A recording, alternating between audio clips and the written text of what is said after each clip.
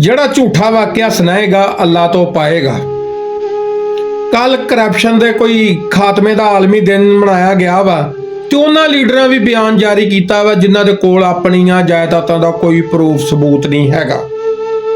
ਦੋ ਦੋਸਤ ਸੀਗੇ ਤੇ ਉਹ ਨਾ ਮੁਰਗੀਆਂ ਵਗੈਰਾ ਚੋਰੀ ਕਰਕੇ ਖਾਂਦੇ ਸੀ ਮਹੱਲੇ ਦੇ ਵਿੱਚੋਂ। ਹੁਣ ਇੱਕ ਦੋਸਤ ਸ਼ਿਕਰ ਦੁਪਹਿਰ ਨਾਲ ਦੂਸਰੇ ਦੋਸਤ ਵੱਲ ਗਿਆ ਤੇ ਉਹਦੇ ਦਰਵਾਜ਼ੇ ਅੱਗੇ ਰੇੜੀ ਖਲੋਤੀ ਤੇ ਉਹ ਥੱਲੇ ਵੇਖਿਆ ਤੇ ਮੁਰਗਾ ਖਲੋਤਾ। ਉਹਨੇ ਦਰਵਾਜ਼ਾ ਖੜਕਾਇਆ, ਉਹਨੇ ਕਿਹਾ ਦੋਸਤਾ ਛੇਤੀ ਆਇਆ, ਆਪਣਾ ਕੰਮ ਨਿਕਲ ਆਇਆ। ਖੈਰ ਉਹਨਾਂ ਨੇ ਰੇੜੀ ਦੇ ਘੇਰਾ ਪਾਇਆ, ਮੁਰਗਾ ਫੜਿਆ ਜਨਾਬ, ਅੰਦਰ ਗਏ ਆ, ਉਹਨੂੰ ਤਕਬੀਰ ਪਾਈ ਆ, ਭੁੰਨਿਆ ਬਣਾਇਆ, ਖਾਧਾ ਪੀਤਾ, ਖਾ ਪੀ ਕੇ ਤੇ ਜਨਾਬ ਸੌਂ ਗਏ ਆ। ਹੁਣ ਸ਼ਾਮ ਨੂੰ 6 ਵਜੇ ਉੱਠੇ ਆ, ਦਰਵਾਜ਼ੇ ਅੱਗੇ ਮੰਜੀ ਡਾਈ ਆ, ਗੱਪ ਛੱਪ ਲਾਉਣ ਡਏ ਆ। ਤੇ ਹੁਣ ਜਨਾਬ ਜਿਹਨੇ ਕੁੱਕੜ ਚੋਰੀ ਦਾ ਮਸ਼ਵਰਾ ਦਿੱਤਾ ਨਾ, ਉਹਦੀ ਭੈਣ ਨੇ ਹੁਣ ਜਨਾਬ ਮੁਰਗਾ ਲੱਭਣਾ ਸ਼ੁਰੂ ਕਰ ਦਿੱਤਾ।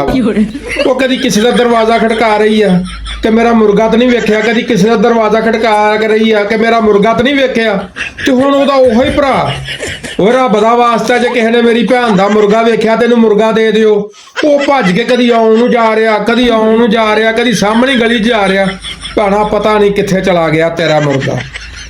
ਖੈਰ ਗੱਲ ਮੁਕਤਸਰ ਘਰ ਤੋਂ ਨਾ ਕੋਈ 150 ਤੋਂ 200 ਫੁੱਟ ਦੂਰ ਕੂੜਾ ਸਟੈਂਡ ਸੀਗਾ। ਉਧਰੋਂ ਸ਼ਾਮ ਵੀ ਢਲ ਗਈ, 6:30 ਪੌਣੇ 7 ਹੋ ਗਏ।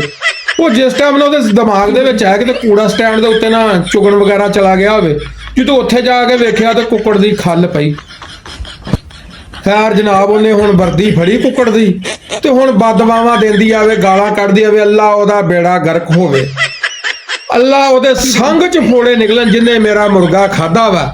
ਜਦੋਂ ਇੰਨੀ ਗੱਲ ਸੁਣੀ ਕਹਿੰਦਾ ਖਬਰਦਾਰ ਭੈਣਾ, ਘੰਟਾ ਹੋ ਗਿਆ ਤੇਰੇ ਮੂੰਹ ਵੱਲ ਮੈਂ ਵੇਖਣ ਡਿਆ, ਆ ਬਦਦੁਆਵਾਂ ਨਾ ਦੇ, ਆ ਮੈਨੂੰ ਤਨਖਾਹ ਮਿਲਦੀ ਆ ਨਾ ਤੇ ਤੈਨੂੰ ਤੇਰਾ ਮੁਰਗਾ ਲੈ ਕੇ ਦੇ ਦਿੰਦਾ ਵਾ। ਸਾਡੇ ਕੋਲ ਵੀ ਹੁਣ ਉਸੇ ਹੀ ਭੈਣ ਵਾਲੀਆਂ ਬਦਦੁਆਵਾਂ ਵਾ, ਅੱਲਾ ਉਹਦਾ ਬੇੜਾ ਗਰਕ ਕਰੇ ਜਿਹਨੇ ਸਾਡੇ ਮੁਲਕ ਨੂੰ ਲੁੱਟ ਕੇ ਖਾਧਾ ਵਾ।